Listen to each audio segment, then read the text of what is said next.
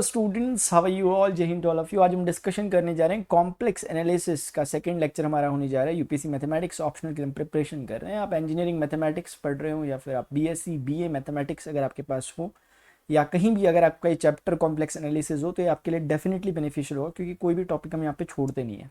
ठीक है। अब मैंने लास्ट लेक्चर जो बताया था, प्लीज़ उसे देख लेना, क्योंकि उसमें सारे बेसिक्स वगैरह मैंने कोशिश की कि कवर हो, क्योंकि ये पहली बार एनकाउंटर होता है क्लास 11th में, जब हम अपने होते हैं तब कॉम्प्लेक्स एनालिसिस आता है।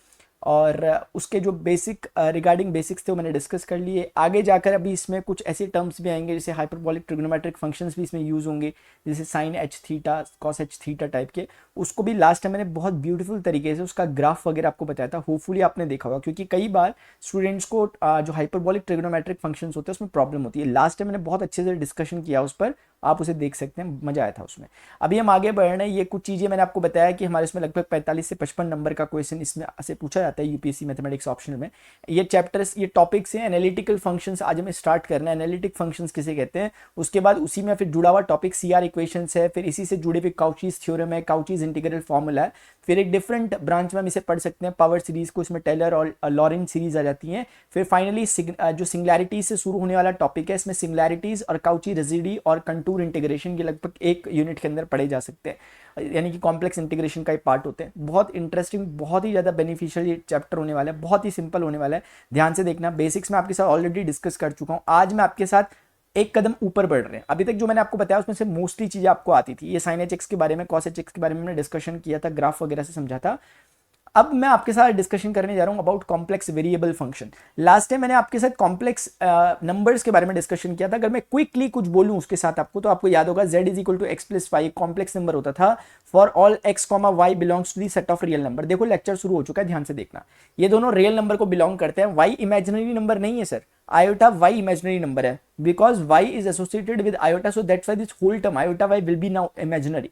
अदरवाइज एक्स और y they both are belongs to the set of real number. उसके बाद मैंने आपके साथ एक चीज बोली नहीं, वैसे मैं फटाफट से बोल देता हूं। वैसे मैंने ये बात तो बताई है आपको, उसकी आगे कुछ चीज ऐड कर रहा हूं। जैसे आपको याद होगा कि अगर ये एक्स एक्सिस, क्योंकि बहुत इंपॉर्टेंट बात है, क्योंकि जब हम पोलर कोऑर्डिनेट्स में डिस्कशन करने लग जाते हैं, अगर ये एक्स वैल्यू है, ये वाई वैल्यू है, that must be like x comma y coordinate रखता होगा, ओरिजिन ये होता होगा इस तरीके से। अब इस समय सर मैंने आपसे डिस्कशन किया था कि this is like a Cartesian format है, ये कार्टेशियन फॉर्म है इसकी। लेकिन अगर मैं इसी चीज को मैं दिखाना चाहता हूं पोलर फॉर्म में, सेम पॉइंट है, सेम पॉइंट पी है, x comma y same to same है, लेकिन उस समय दिखाने का तरीका क्या होता है, हम बोलते हैं कि थीटा एंगल पर आर डिस्टेंस हम चल गए तो हम पहुंच जाएंगे उस पॉइंट पी पर। उसी पॉइंट पे पहुंचने का दूसरा तरीका। तो कहने का मतलब है इस समय अगर आप देखो तो ये आर कॉस थीटा हो सकता है, सब पढ़ा रखा लास्ट टाइम, सिर्फ रिवीजन करा रहा हूं। ये आर साइन थीटा हो जाएगा, क्योंकि ट्रिग्नोमेट्री से हम आसानी से जानते हैं कि अगर आर और थीटा दिखाए तो बेस और परपेंडिकुलर की वैल्यू रिस्पेक्टिवली वही होगी जो लिखी हुई है।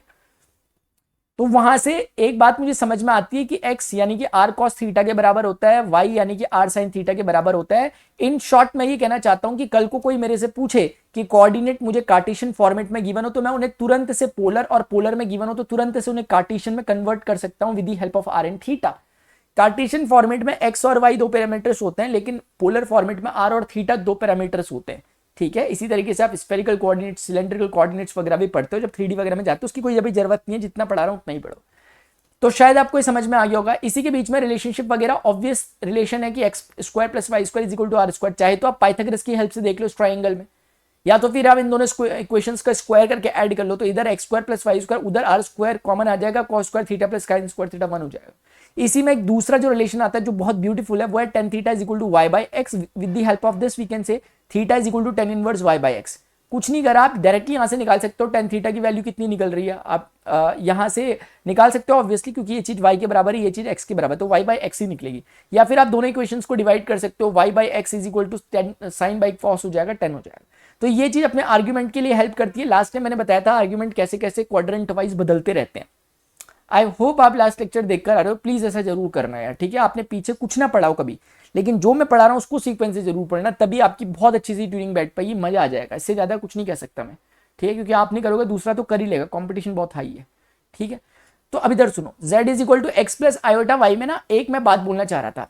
एक होती है Euler's form, z is equal to x को क्योंकि मैं r cos थीटा बोल रहा हूँ, और y को क्योंकि मैं r sin थीटा बोल रहा हूँ पोलर फॉर्मेट में। सो कांट आई जस्ट से स्टूडेंट्स कि r को मैंने कॉमन ले लिया cos theta plus iota sin theta, ठीक है, आप डायरेक्ट रिलेशन याद रख सकते हो, अदरवाइज हम कभी से टाइम मिलेगा देख सकते हैं कि करके खोल के, मैं आगे पढ़ाऊंगा आपको, मैंने लिखी हुई है सारी चीजें।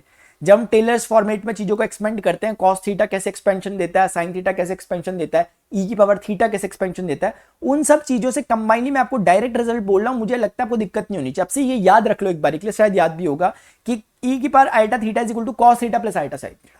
ये बहुत ही ज्यादा इंपॉर्टेंट चीज है, मैं बताता रहूंगा इसके बारे में। तो कुल मिलाकर के हम कह सकते हैं कि जिसको हम कल तक z is equal to x plus iota y कह रहे हैं, उसी को हम r और थीटा के फॉर्मेट में अगर कहने की कोशिश कर लें तो वो ऐसे कहा जा सकता है।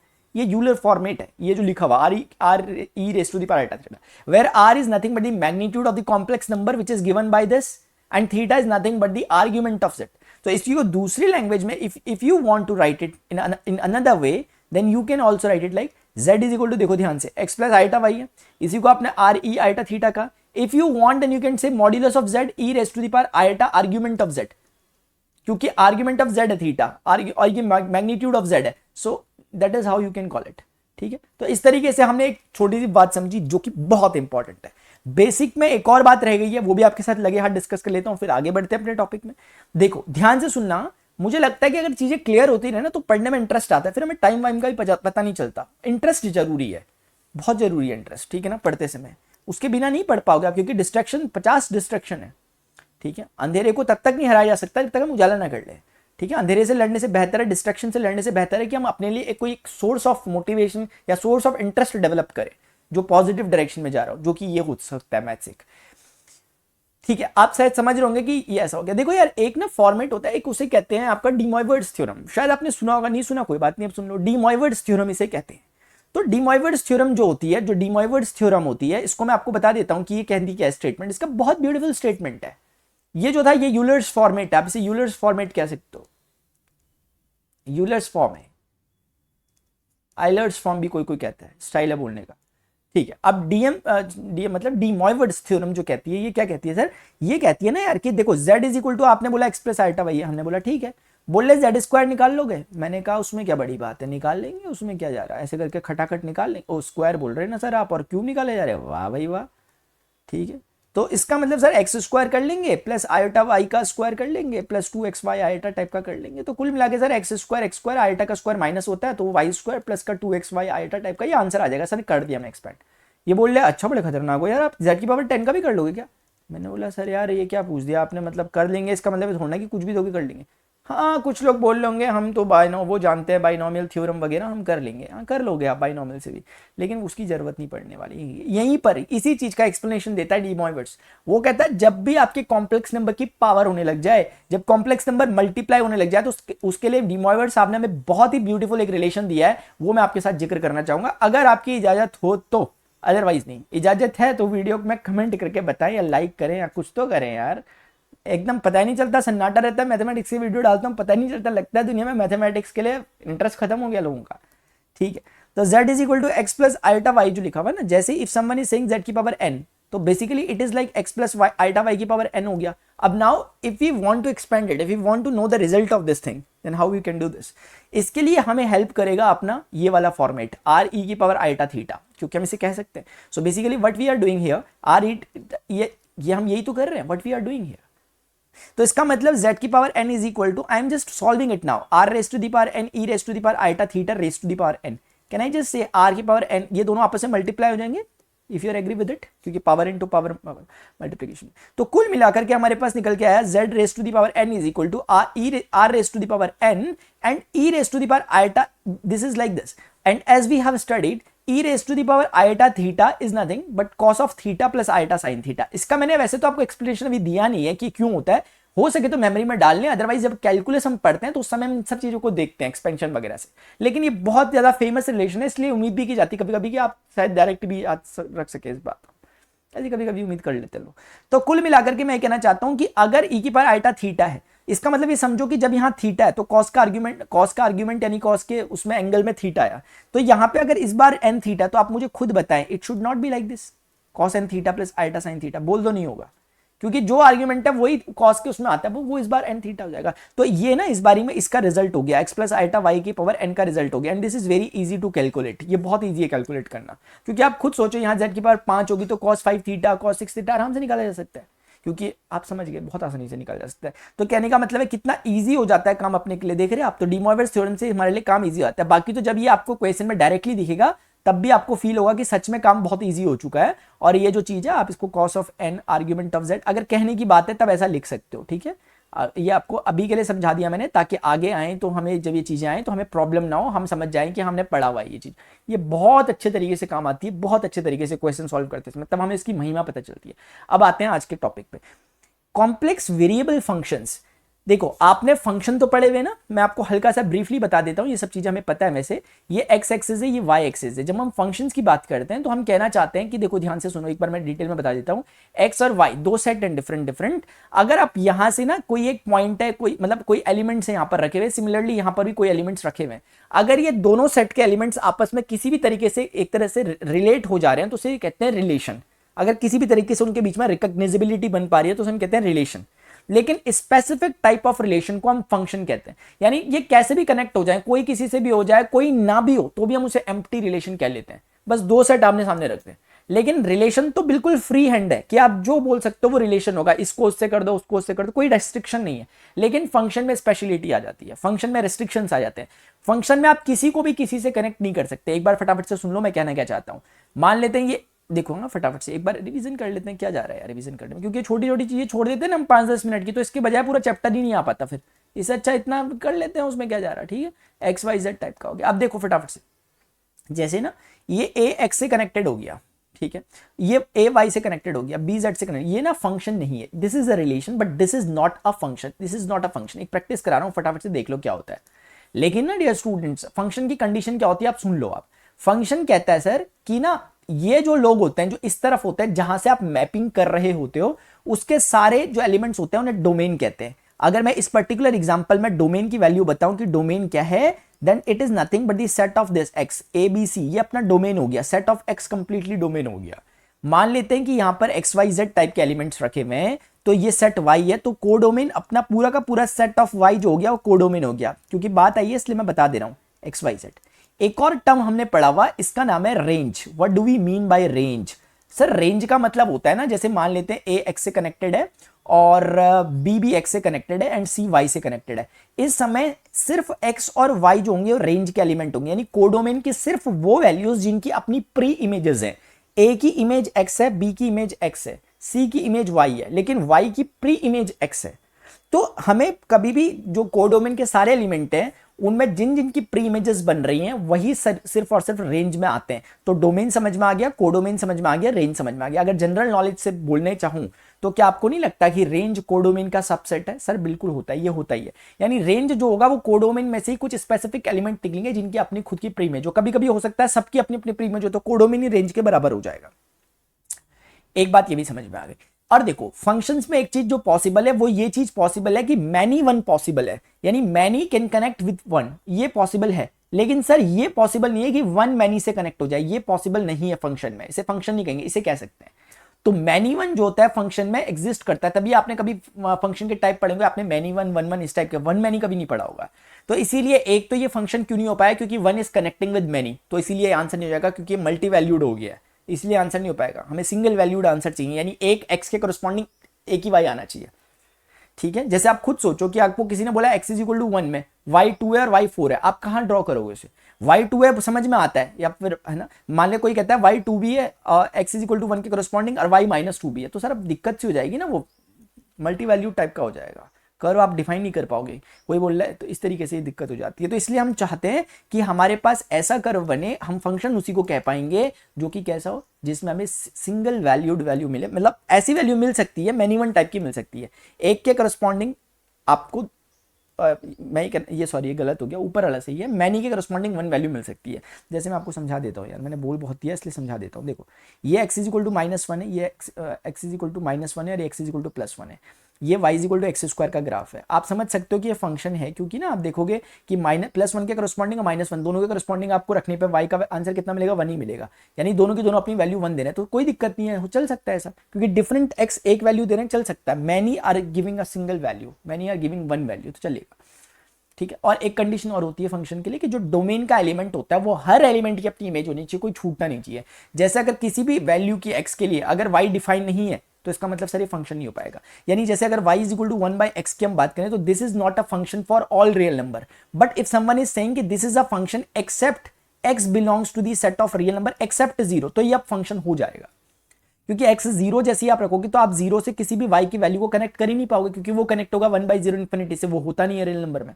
तो इसका मतलब अगर हम y is equal to 1/x की बात करें तो ये फंक्शन नहीं है except x is equal to 0। x is equal to 0 को हटा दोगे तो फिर वो फंक्शन कहलाने लग जाएगा। ठीक है, आई होप इतना थोड़ा बहुत समझ में आ गया होगा फंक्शंस किसे कहते हैं। अब आपको ना ये कहानी समझ में आ रही होगी कि जब हम फंक्शंस वगैरह की बात कर रहे हैं तो हमारे पास कुछ एक सर्टेन अमाउंट में इनपुट चाहिए और यहाँ आउटपुट मिलता है अगर हमारी मैपिंग इस डायरेक्शन में जा रही है फंक्शन f से। तो इंपॉर्टेंट बात क्या है ना स्टूडेंट्स इसमें, कि जो ये लोग आपको दिख रहे हैं बेसिकली दे आर वेरिएबल्स, और इन्हें कहते हैं आप इंडिपेंडेंट वेरिएबल, और ये जो मिलेंगे होंगे डिपेंडेंट वेरिएबल। अगर आप समझ नहीं पा रहे मैं समझाता हूं। देखो यहां पे ना आप x की वैल्यू 1 रखो, 2 रखो, 3 रखो, you are independent for this, you are independent for the behalf of this x। इसका मतलब ये आपकी इंडिपेंडेंट वेरिएबल को बताएगा। लेकिन दूसरी तरफ y क्या डिपेंड करता है, आप x रखोगे 1 तो वो 1 आएगा, x2 रखोगे 4 आएगा, x3 रखोगे, वो उसकी खुद की मर्जी नहीं है, इसलिए that is called basically dependent variable. ऐसे ही जनरली बुक्स वगैरह में यूज कर देते हैं, स्टूडेंट को समझ नहीं आता, इसलिए मैंने थोड़ा सा बता दिया कि डिपेंडेंट और इंडिपेंडेंट वेरिएबल क्या है, इसका कोई हमसे जिक्र नहीं है, लेकिन बता दिया, फिर बात निकली थी तो। अच्छा, अभी है कॉम्प्लेक्स वेरिएबल फंक्शन, यानी फंक्शन भी है, वेरिएबल्स भी यहां मौजूद है, यानी एक्स वाई टाइप के, लेकिन कॉम्प्लेक्स वेरिएबल्स। बहुत ईजी हो गया, अगर आपने नाम को ही तोड़ दिया इसके तो आपको समझ में आ गया तुरंत what do we mean by complex variables. So let's just discuss about it, what do we mean by complex variables. देखो मैं बताता हूं आपको, ये मैं, अरे यार कहीं तो खाली स्लाइड छोड़ा करो प्रणव। कॉम्प्लेक्स वेरिएबल फंक्शन एक बार देख लेते हैं, what do we mean by it. इधर देखो, कुछ भी नहीं है, बहुत ईजी है। कैसा है? बहुत ईजी है, बस ध्यान से समझने की जरूरत है। कॉम्प्लेक्स वेरिएबल फंक्शंस कुछ नहीं होता सर, इस बारी में भी फिर से दो होते हैं पिछली बार की तरह, बस यहां पे z होता है और यहां पे कुछ एक करस्पॉन्डिंग f ऑफ z निकलता होगा। जैसे आप वहां पे x और y बोल रहे थे, अगर आप बोलना चाहो तो z और w बोल देते हैं, कोई दिक्कत नहीं हो रही। ठीक है, जैसे आप समझते हो ना कि अभी हम जो पीछे पढ़ रहे थे उसमें हम क्या कह रहे थे, एक सेट को x कह रहे थे, को y, तो y बेसिकली क्या हो रहा था, फंक्शन ऑफ x हो रहा था। यानी कि जब हम इस पे x लगा, f फंक्शन लगा देते हैं x पे, तो जो बनता है वो उसको हमने नाम शॉर्ट में y बोल दिया, कभी कभी लोग fx भी बोल सकते। सिमिलरली इसको हमने शॉर्ट में नाम w दे दिया, लेकिन क्योंकि f फंक्शन लगेगा इस z पे, इसलिए f ऑफ z कह रहे हैं। आपको x तो नहीं लग रहा है z कहीं, इसलिए से f ऑफ z कह रहे हैं, कोई दिक्कत नहीं है। तो इस बार फंक्शन f अप्लाई होगा, जरूर होगा, फंक्शन बनना चाहिए, बनेगा, और अप्लाइड किस पे होगा, किसी रियल नंबर पे नहीं, कॉम्प्लेक्स नंबर पे। ऑल्दो रियल नंबर भी कॉम्प्लेक्स नंबर के ही पार्ट है, लेकिन इन जनरल कॉम्प्लेक्स नंबर पे वो अप्लाई होगा। यानी कोई कॉम्प्लेक्स नंबर होगा a plus iota b type का, उस पे फंक्शन अप्लाई होगा। तो अगर आप मेरी बातचीत शायद समझ पा रहे हो तो प्लीज मुझे बताएं कमेंट सेक्शन में कि आपको समझ में आ रहा कि नहीं आ रहा। यानी कहने का मतलब ये है कि ये चीज आपको ये लिखी हुई है, इसके अंदर कोई एक नंबर होगा, late us say x plus iota y type का एक नंबर होगा, where x is a real number, y is real number, so it is combinely a complex number. So if it will be connecting that will give us f of x plus iota y type का कुछ देगा। जैसे जब आप यहां पे x को connect करते थे, then you will get some f of x type की चीज। ठीक है, लेकिन शॉर्ट में कभी कभी लोग इसको बोल देते थे, क्योंकि y सेट है तो y1 टाइप का कह लेते थे। If you want then you can call it like w1 type का, इफ यू वांट, अदरवाइज कोई जरूरत नहीं है। इसी को अगर आपका मन कर रहा था कि यार इसको z1 टाइप का कह लेता हूं शॉर्ट में, तो सर f फंक्शन अप्लाई हो गया, तो दैट इज लाइक fz1। तो ये नोटेशन समझा रहा हूं मैं आपको कि बहुत ज्यादा ऑब्वियस है, कभी कभी हम इन्हीं में उलझ जाते हैं, जब हम डिटेल में नहीं पढ़ते तो उलझेंगे ऑब्वियसली। अभी हम पढ़ रहे हैं तो मुझे दिक्कत लगी नहीं रही कुछ, जब लगती है तो मुझे पता चल जाता है दिक्कत है। ठीक, अब समझ में आ गया, अब समझ में क्लैरिटी के साथ आ गया कि कौन कौन क्या। सर कॉम्प्लेक्स वेरिएबल फंक्शन का मतलब समझ में आया, इसका मतलब this is a complex variable function. यानी कि इफ समवन इज सेइंग कि यार आपके पास z is equal to x plus iota y है, सर बहुत सुंदर, तो क्या सर f ऑफ z नहीं निकाल सकते क्या? क्यों नहीं निकाल सकते? इसका मतलब यही तो होगा f of x plus iota y। कोई कहना चाहे तो इसे w कह सकता है, क्योंकि इसका स्टैंडर्ड नोटेशन है, जबरदस्ती नहीं है, वैसे कम कम यूज होता है लेकिन हो जाता है कभी कभी बुक्स में, तो कह सकते हो आप। जैसे आप y is equal to x कह देते हैं, आज w is equal to fz हो गया, उसमें क्या है। तो इसका कुछ एक सर्टेन आंसर आएगा ना, तो वो जो सर्टेन आंसर आता है वो इस फॉर्मेट का होता है। आप बोलोगे ये क्या लिख दिया यार, अजीब सी चीज, सब एग्जांपल से समझाऊंगा, बिना एग्जांपल के समझ नहीं आएगा आपको। तो f ऑफ z जो निकलता है ना माय डियर, वो f ऑफ दिस होता है, लेकिन जब हम इसे खोलते हैं तो this is the format of u, where u is the function of this and v is again the function. आपको समझ नहीं आया होगा, आप बोलोगे सर ये आपने अजीब सी बात कर दी, एकदम से वक्त जज्बात सब बदल दिया आपने, ये समझ नहीं आया हमें, तो यही तो समझाने के लिए मैं आया हूं। एग्जाम्पल लेके तो समझ जाओगे ना यार। देखो वापस लौट पर, इस पर मैं ज्यादा बोलना ही नहीं चाह रहा, इस पर मैं डायरेक्ट एग्जाम्पल, फिर उसके बाद वापस लौट के दिखाता हूँ क्या कहानी है। इधर आ जाओ, एग्जाम्पल ले लो। F of z is equal to z, चलेगा, बिल्कुल चलेगा। यानी कहने का मतलब यह है कि जैसे आप कहते थे कि y is equal to x square type का एक फंक्शन है, तो हमने इस बार एक नया फंक्शन डिफाइन कर लिया कि हमारा जो y होगा, या इस बारी में y को हम w बोलते हैं, is equal to z square type का फंक्शन है। मतलब क्या हुआ सर? मतलब ये हुआ कि अगर आप z1 रखोगे तो सामने आपको z1 स्क्वायर मिलेगा, z2 रखोगे तो सामने z2 स्क्वायर मिलेगा। अरे बहुत ईजी है। तो यानी कि ये वाला आपका कुछ और नहीं, z का फंक्शन कहना बेटर रहेगा। जैसे पहले x कहते थे, x का सेट, इस बारी में w का सेट टाइप का। Basically w is nothing but function पे जब z पे जब फंक्शन f अप्लाई कर दोगे। क्लियर है? इसी बात है। अच्छा तो ये बात है, हाँ जी सर यही बात है। एक बार खोल के देख लेंगे ऐसे कहना क्या चाहता है। F of z is equal to z square, z का मतलब क्या होता है? जेड का मतलब तो यार ये होता है, ये तो सर्वविदित है। तो इसका मतलब ये हो गया कि x square a square plus 2ab plus b square, ऐसी तो खुलता है सर। एक्स स्क्वायर को एक्स स्क्वायर लिख दो, 2x आल्टा वाई को 2x आल्टा वाई लिख दो, जो मन कर रहा है आपका वही लिख दो। आल्टा स्क्वायर कितने लोग जानते हैं? -1 होता है, ऐसा बन जाएगा। क्या हम जानते हैं कि x square minus y square plus iota times 2xy ये हो सकता है? बिल्कुल हो सकता है। क्या आपको नहीं लगता सर कि जो रिजल्ट आया ये अगेन एक कॉम्प्लेक्स नंबर है, क्योंकि this is containing real part and imaginary part. बिल्कुल यार सही बात है। इसका मतलब ये तय हो गया कि ये, अब इसको अगर मैं u नाम दे दूं, इसको अगर मैं v नाम दे दूं, दिक्कत तो नहीं होगी आपको? बोल दो दिक्कत हो जाएगी? नहीं होनी चाहिए ना यार, होगी तो नहीं होनी चाहिए। क्यों होगी सर दिक्कत हमें? क्योंकि तो बहुत इजी, आपने तो कुछ नामकरण ही किया ना उनका, कुछ ना कुछ नाम रखना था, रख लिया, और ये स्टैंडर्ड नाम रखा हुआ मैंने, कोई ऐसा वैसा नाम नहीं है। और क्या मैं ये देख के नहीं बोल सकता कि u x और y का फंक्शन है? x भी आ रहा है उसमें, y भी आ रहा है, क्या v को नहीं देख सकता मैं कि वो x और y का फंक्शन? देखने से दिख रहा है, याद नहीं करने का, दिख रहा है कि हमें दिख गया कि हमने f ऑफ z निकाला and this is ultimately the function of u and v। और ये हमेशा होगा, u और v कहो, a और b कहो, संता और बनता कहो, कुछ भी कह लो, वो मैटर नहीं करता। बस इतना मैटर करता है कि जो भी कह रहे हो they both are the function of x and y। This is matter, this will matter. क्या आप मेरी बात समझो? ये इंपॉर्टेंट बात है। और बनाए कॉम्प्लेक्स नंबर ही है, यानी कि कॉम्प्लेक्स नंबर पे जब हम कोई फंक्शन अप्लाई करते हैं तो कॉम्प्लेक्स नंबर ही रिटर्न में हमें मिलता है। जैसे रियल नंबर पे हम कोई अप्लाई करते हैं, रियल नंबर ही मिलता है ना हमें। वैसे ही इस तरह के फंक्शंस को हम कह देंगे कि कॉम्प्लेक्स वेरिएबल फंक्शन है, क्योंकि इसने वेरिएबल्स के तौर पे कॉम्प्लेक्स नंबर्स का इस्तेमाल किया है। That's why it is complex variable function। आपको मेरी बात का यकीन नहीं होगा, इसलिए मैं थोड़े बहुत एग्जांपल और देता हूं। जैसे fz is equal to z है ना, fz is equal to z है। अब इस पर्टिकुलर केस में z के प्लेस पे क्या लिखोगे? x प्लस आल्टा। इसे सॉल्व करने की जरूरत नहीं है, क्योंकि ऑटोमेटिकली इतना ही है। ये this is, we can call it like u, we can call it like v। इस केस में x और y ही u और v बन गए, क्योंकि u x और y का फंक्शन। आप बोलोगे y तो नहीं है, तो चलेगा ना यार, उसमें क्या दिक्कत है? y का ऑर्डर 0 है यहाँ पे, क्योंकि आप समझ रहे हो? बिल्कुल समझ गए। क्योंकि आप कहोगे यहाँ तो y नहीं है, तो लो ना सर y हो गया। आप कहोगे यहाँ पे x नहीं है, तो लो ना सर यहाँ x हो गया। तो इसमें क्या? तो कुल मिला के x और y का वो फंक्शन ये भी बन गया। एक आध थोड़ा सा एग्जांपल और है हमारे पास, और ये बोल रहे हैं और एग्जांपल नहीं दे रहे हम आपको। मैंने कहा यार आप नहीं दोगे तो इसका मतलब थोड़ा हमारे पास होंगे भी नहीं। आप चाहो तो जितने एग्जांपल निकाले निकालो, लेकिन आप बात को समझ गए। अब आप मेरे ख्याल से बात समझ गए होंगे कि what do we mean by complex variable function. पूरा गेम इसी पे खेलने वाले हैं, कॉम्प्लेक्स एनालिसिस का। ठीक है, ये समझ इंपॉर्टेंट थी, इसलिए मैंने ना थोड़ा स्टार्टिंग से स्टार्ट कर दिया। ठीक है, अब इधर देखो, एनालिटिक फंक्शंस हमारा इंपॉर्टेंट टॉपिक है, इसे हमें पढ़ना है। We are here to discuss about analytic function. What do we mean by it?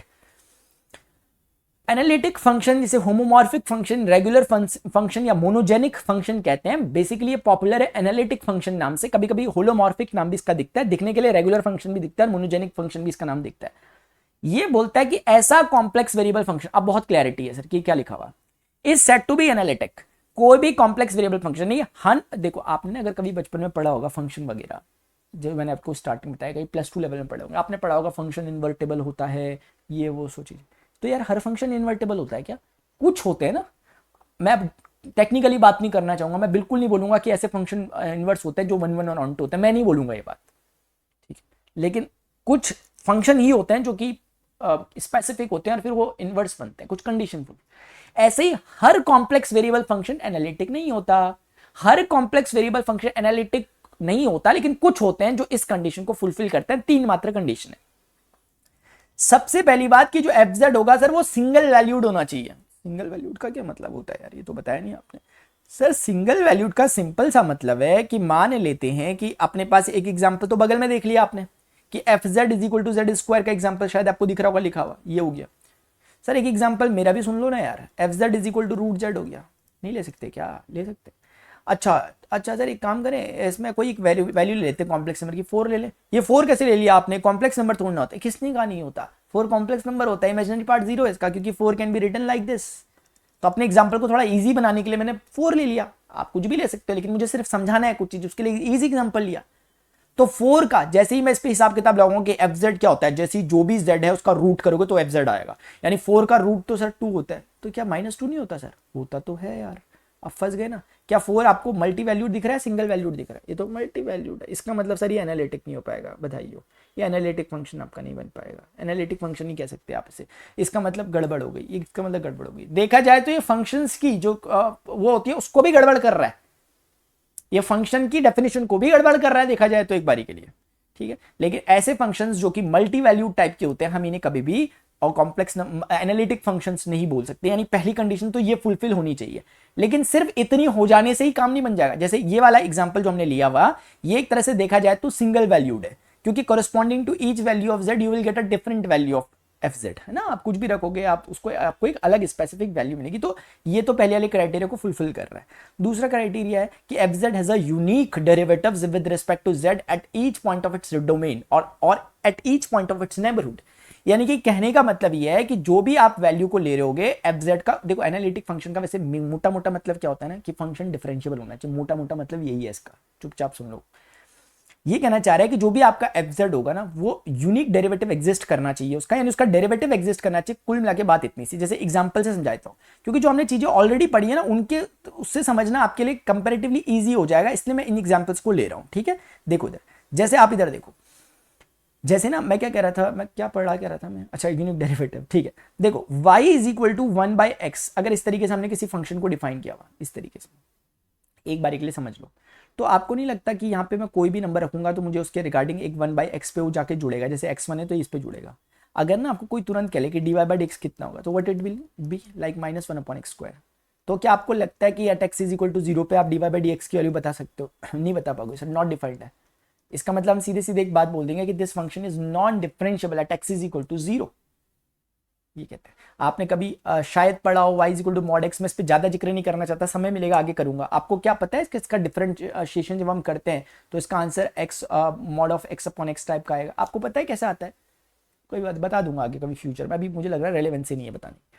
लेकिन कहने वाले सीधे सीधे कहते हैं, उन्हें पता है मॉड x का ग्राफ ऐसा बनता है जहां पे भी शार्पनेस होती है किसी ग्राफ में, जो कि इस बार x इज इक्वल टू 0 पे फंक्शन नॉन डिफरेंशिएबल हो जाता है।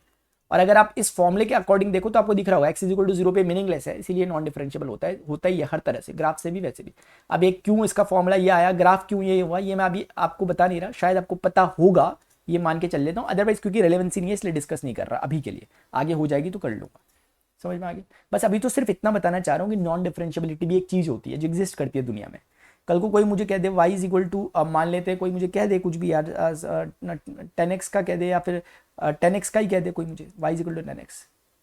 अब सर ये ना dy/dx इज इक्वल टू निकालोगे उसका sec स्क्वायर x होता है, और sec स्क्वायर x का मतलब दूसरे शब्दों में 1/cos x का स्क्वायर होता है, और cos x 90 पे 0 होता है। तो जितने भी 90 डिग्री वाली पोजीशन है वहां पर ये नॉन डिफरेंशिएबल है। इसका मतलब सीधे सीधे तय हो गया कि x इज इक्वल टू 90 पे 10x, sir x is equal to 90 और उसके मल्टीपल्स जो होते हैं 2n + 1 π/2 पे, वो नॉन डिफरेंशिएबल है। कहना क्या चाहते हो सर? कहना ये चाहते हैं हम कि 10x का ग्राफ ऐसा होता है, शायद आपने कभी पढ़ा होगा, ये π/2 होता है, ये -π/2 होता है, ये π/2 -π/2 पे मिलता नहीं है, इन्फिनिटी पे चला जाता है, क्योंकि 1090 की वैल्यू आप जानते नहीं। तो आप खुद बताओ ना कि आप 1090 पे बता सकते हो कि इसका डिफरेंशिएशन कितना है या इस पर स्लोप कितना है? नहीं बता सकते ना आप। तो ये बता तो रहा है कि 90 डिग्री पे आप नॉन डिफरेंशिएबल हो फंक्शन। तो इसका मतलब वो कहना चाह रहा है कि हम अब यही बातें कॉम्प्लेक्स वेरिएबल फंक्शन में शिफ्ट हो गई है कि जो भी आपका एफ जेड होगा वह ऐसा होना चाहिए कि वो हमेशा डिफरेंशिएबल टाइप का रहे, ठीक है, हमेशा डिफरेंशिएबल रहे। जैसे आप कुछ एग्जांपल जानते हो जनरल नॉलेज के, कोई एग्जांपल जो हमेशा डिफरेंशिएबल रहते हैं, सर हम जानते हैं ना बिल्कुल, उसमें क्या दिक्कत है? देखो जैसे आपको कोई बोले y इक्वल टू x² हमेशा डिफरेंशिएबल है, y equal to sin x हमेशा डिफरेंशिएबल है, y equal to cos x हमेशा डिफरेंशिएबल है। ये फंक्शंस को हम जानते हैं, y equal to e raise to the power x type के फंक्शन हमेशा डिफरेंशिएबल है। क्यों? क्योंकि इनके डिफरेंशिएशन करने पर कभी भी आंसर 0 होगा ही नहीं। इन शॉर्ट में हमने बचपन में एक चीज पढ़ी थी अपने +2 लेवल में कि कोई भी पॉलिनोमियल्स जो होते हैं वो हमेशा कंटिन्यूअस और हमेशा डिफरेंशिएबल रहते हैं। कंटिन्यूअस का भी कोई रोल नहीं है, लेकिन हमेशा डिफरेंशिएबल रहते हैं, ये रूल है, ये फैक्ट है, आप हमेशा चेक कर लो। कोई भी पॉलिनोमियल जो होगा या कोई भी ट्रिग्नोमेट्रिक फंक्शन इस टाइप का जो साइन और कोसाइन होगा, tan वगैरह को नहीं ले रहा मैं, वो क्योंकि मैंने दिखाया वो नॉन डिफरेंशिएबल हो जाता है। कोई एक्सपोनेंशियल फंक्शंस होंगे ये हमेशा क्या होंगे? डिफरेंशिएबल होंगे, क्योंकि इन्हें कभी आप 0 नहीं प्रूव कर सकते, इनके डेरिवेटिव्स को कभी भी नहीं कर सकते, समझिए। तो इसका मतलब तो हमें समझ में आ गया, बहुत सारे ऐसे एग्जांपल है जो हमेशा डिफरेंशिएबल है। तो उसी तरह के एग्जांपल यहां भी चलेंगे, और इवन वही एग्जांपल एग्जैक्टली भी चल सकते हैं यहाँ पे, क्योंकि अगर वो एक कोई रियल नंबर है तो वो कॉम्प्लेक्स नंबर भी तो होता ही है। समझ पा भी रहे नहीं पा रहे मेरी बात? क्योंकि कल को कोई आपको कह देगा, मान लेते हैं कि ये f x is equal to sine x है, तो आप कह सकते हो कि भैया ये साइन एक्स, हाँ ये आप बोलोगे ये कॉम्प्लेक्स हो सकता है। क्यों? क्योंकि आप बोलोगे इसमें मेरा sine of x plus iota zero बोल दो आप इसे, लो आपने बोला ये कॉम्प्लेक्स टाइप का हो गया, कॉम्प्लेक्स फंक्शन ही है एक तरह से आयोटा जीरो। तो इस तरीके से कोई दिक्कत नहीं है, सेम टू सेम चीजें वही है, इसलिए रिलेट करवा रहा हूँ। अब लास्ट बात ये बोलता है कि f z satisfied C R equations. कई बार बच्चे डायरेक्ट जब पढ़ते हैं बिना किसी चीज के, वो डायरेक्ट सोचते हैं कि एनालिटिक फंक्शन मतलब सी आर कंडीशन को प्रूव करना। ऐसा होता है कई बार, क्योंकि जो हमें फंक्शंस दिए होते हैं अगर वो पॉलिनोमियल टाइप के हैं तो वो ऑब्वियसली इन दोनों कंडीशंस को ऑटोमेटिकली फुलफिल करते हैं, आपको कुछ करना भी नहीं पड़ता उनमें। जैसे कभी बचपन में आपने +2 में रॉलेस थ्योरम वगैरह देखी होंगी, रहने दोगे नहीं देखी तो। कुल मिला के बात इतनी सी है कि हमें जो मेजॉरिटी काम करना पड़ता है वो देखना पड़ता है सीआर इक्वेशन सेटिस्फाई करी नहीं करी, कॉची रीमान इक्वेशंस जो आपके सामने लिखी हुई है। अभी क्या होती है इसकी प्रूविंग मैं आपको दूंगा अपने अगले लेक्चर में। मैंने बताना है आपको सीआर इक्वेशंस क्या होती है। आज तक का इंट्रोडक्शन समझ में आ गया? I think it is sufficient. तो कुल मिला के हमें समझ में आ रहा है कि जब भी एनालिटिक प्रूफ करना होगा we need to satisfy all these conditions. अगर पॉलिनोमियल है, मैंने शायद नोट में लिखा हुआ, कहीं लिखा नहीं है क्या मैंने नोट वगैरह कुछ इस तरह का नहीं लिखा हुआ मैंने। Some standard function such as are always have unique derivatives and single values in the domain. इसका मतलब ये हो गया कि अगर आप सिंगल वैल्यू का मतलब पहली कंडीशन फुलफिल, यूनिक डेरिवेटिव का मतलब दूसरी कंडीशन फुलफिल। तो अगर ऐसे फंक्शन दिखेंगे तो दो कंडीशंस ऑटोमेटिकली फुलफिल है, आपको सिर्फ लिख देना होगा क्योंकि ये पॉलिनोमियल है या क्योंकि ये हैं, तो ये हमेशा ऐसे होते हैं, इसीलिए आप बोल के सिर्फ सीआर कंडीशन को प्रूव करोगे। अभी मन में आपके आ रहा होगा ये काउची रीमान कंडीशन है क्या, वही तो पढ़ेंगे हम अच्छे से, वही तो हमारा टॉपिक रहेगा, बस वो खत्म हो जाएगा, फिर लेक्चर खत्म हो जाएगा। तो अभी हमें क्या करना पड़ेगा, अगर कोई पॉलिनोमियल, ये पॉलिनोमियल दिख रहा होगा आपको, ये पॉलिनोमियल दिख रहा होगा, अगर कोई पॉलिनोमियल है, कोई रैशनल फंक्शन है, रैशनल फंक्शन ऐसा, लेकिन उसका डिनोमिनेटर जीरो नहीं होना चाहिए, इसका डिनोमिनेटर कभी जीरो नहीं हो सकता क्योंकि दो प्लस नंबर कभी जुड़ के जीरो नहीं बना सकते। एक्स एक पॉजिटिव, एक्स एक नंबर है, वाई एक नंबर है, if they are adding together they will never will give you the zero result. इसका मतलब अब जैसे कोई मान लिया बोले कि sin x upon cos x एक रैशनल फंक्शन है क्योंकि p बाई क्यू के फॉर्मेट में, लेकिन ये जीरो हो सकता है ना सर। तो अगर ये जीरो जहां पर हो जाएगा उसकी बात नहीं कर रहे, नॉन जीरो डिनोमिनेटर के लिए हम बात करें। ऐसे रैशनल नंबर भी हमेशा इन बातों को सेटिस्फाई करते हैं कि सिंगल वैल्यूड होते हैं, साथ में उनके डोमेन में हर जगह वो अपने डेरिवेटिव्स एग्जिस्ट करवाते हैं। कोई भी फंक्शन साइन और कोसाइन, मैंने आपको बताया एक्स साइन एक्स ही चलेगा, sine h cos h, hyperbolic functions भी फुलफिल करते हैं इस क्राइटेरियन को। उसके बाद एक्सपोनेंशियल फंक्शंस जो होते हैं, क्योंकि आपको याद होगा कि जब मैं बात करता हूं कि हाइपरबोलिक फंक्शंस की मैं बात करता हूं तो क्यों कह रहा हूं मैं ऐसा, क्योंकि हमें भागने की जरूरत नहीं है इस टॉपिक से, हाइपरबोलिक फंक्शन से, क्योंकि हमने इसमें डिटेल में पढ़ा है, इसलिए जब भी इसका जिक्र होगा हम तुरंत से मौका मिल जाएगा हमें यूज करने का। आपको याद होगा साइन एच एक्स अगर कभी लिखा किसी ने, तो मैंने आपको लास्ट टाइम डिटेल में बताया था कि आपको कुछ नहीं करना, ई एक्स लिखना है, ई एक्स लिखना है माइनस में और उसके बाद अपॉन 2 कर देना है, और तुरंत यहाँ पे बीच में माइनस आ जाएगा अगर ये साइन है। और अगर ये कॉस होता तो इसी समय सिचुएशंस बदल जाएंगी, ई एक्स ई की पावर माइनस एक्स अपॉन 2, लेकिन इस बार प्लस हो जाएगा। डिटेल में डिस्कशन किया हमने कि क्या होता है क्या नहीं होता। तो आप खुद देखो, क्या ये फंक्शन कभी भी आपका डेरिवेटिव एग्जिस्ट कराएगा? 100% कराएगा। क्या ये पॉलिनोमियल, क्या ये आपका कभी भी डबल वैल्यू देगा? कभी नहीं देगा, चेक कर लो, क्योंकि ये है क्या चीज, ई की पावर एक्स माइनस 1 अपॉन ई की पावर एक्स। देख लो आप, हमेशा आपको एक डिफरेंट एक्स के लिए डिफरेंट वैल्यू ऑफ वाई मिलती रहेगी, इस पर्टिकुलर केस में different value of f Z मिलती रहेगी। शायद आप समझ गए होंगे। तो इसीलिए ये सारी कंडीशंस फुलफिल अगर करेगा तो हम ना अब से जब भी कभी पॉलिनोमियल दिख गया, रैशनल दिख गया, साइन कोसाइन दिख गया, sine hyperbolic cosine hyperbolic functions दिख गए, तो हम तुरंत कह देंगे कि ये सिंगल वैल्यूड है। एक बात, दूसरी बात, इनके डोमेन में इनका डेरिवेटिव एग्जिस्ट करता है। तो सिर्फ तीसरी कंडीशन ही एक डिटरमिन कंडीशन बन जाएगी, यानी कि अगर वो काउची रीमान कंडीशन को फुलफिल करता है तो हम कहेंगे कि वो एनालिटिक फंक्शन है, नहीं करता है तो कहेंगे नहीं है। अब आपके मन में सवाल आएगा, सर बता तो दो। बताऊंगा ना नेक्स्ट लेक्चर में, काउची रीमान इक्वेशंस क्या होती है, कैसे होती है, कैसे प्रूव करनी है, ये सब मैं आपके साथ डिस्कस करूंगा, ये सारी चीजें जो मैंने आपको बताई है। ठीक है, अभी मैंने फिलहाल इतना बताया। फिर polar form of CR equations हम पढ़ेंगे, फिर इस पर बेस्ड मेथड 2 मेथड 1 जितने मेथड्स हैं वो सब देखेंगे ताकि आपको क्लैरिटी रहे। फिर मैं आपको प्रॉपर एग्जांपल लेके बताऊंगा कि एनालिटिक फंक्शन है कैसे नहीं है। ये सब सारी बातें जो स्टूडेंट्स जो आपको दिखाई दे रही होंगी, ये सारी बातें मैंने आपके ईजी से ईजी करके रख रखी है, इससे बढ़िया कहीं नहीं हो सकता। ठीक है ना, ध्यान रखना। बस गलती बताऊं कहां हो जाती है, हमें लगता है कि जो फ्री ऑफ कॉस्ट चीजें मिल रही हैं वो हमें लगता है कि फ्री ऑफ कॉस्ट है, तो कॉस्ट इसकी हम बहुत नेग्लिजिबल मान लेते हैं, लेकिन ये गलत फहमी है। हमें सनलाइट, सूर्य का प्रकाश, हमें ऑक्सीजन, ये सारी की सारी आज की डेट में पैसों की भी मिलती है, लेकिन ये उस स्थिति में मिलती है जब बहुत दिक्कतें आ जाती है। अगर हमें फ्री की चीजें मिलती है तो हमें उसका इसलिए मिलती है क्योंकि वो अमूल्य होती हैं, उसका मूल्य नहीं लगाया जा सकता। बाकी मैंने मूल्य लगाया है, मेरी कोचिंग क्लासेस भी चलती हैं, ऑनलाइन क्लासेस भी चलती हैं, उसमें स्टूडेंट यही चीजें पढ़ रहे हैं। और मैं आपको बताऊं 50,000 रुपीज उनकी पर ईयर की फीस होती है। 50,000 पर ईयर का मेरा एक कोर्स है जिसमें 13 बुक्स मैं कवर कराता हूँ यूपीएससी मैथमेटिक्स ऑप्शन के लिए। और अगर वही चीज़ें मैं कोशिश कर रहा हूँ कि जितना पॉसिबली मैं अपना एफर्ट्स लगा के अगर फ्री ऑफ कॉस्ट दे सकूँ तो ठीक है, आप लोग इसे देखिए, कहीं ऐसा ना हो कि बाद में ये चीज़ें सब लॉक हो जाए और फिर ये सब चीज़ें बंद हो जाए और मैं पूरी तरीके से डिवोट हो जाऊँ अपने उसी प्लेटफॉर्म की तरफ। ठीक है, तो इसीलिए स्टूडेंट्स अभी के लिए इतना ही, मिलते हैं अपने नेक्स्ट सेशन में। वीडियो लेक्चर्स को लाइक किया करें, कमेंट किया करें, बताया करें कि आपको समझ में आया कि नहीं है।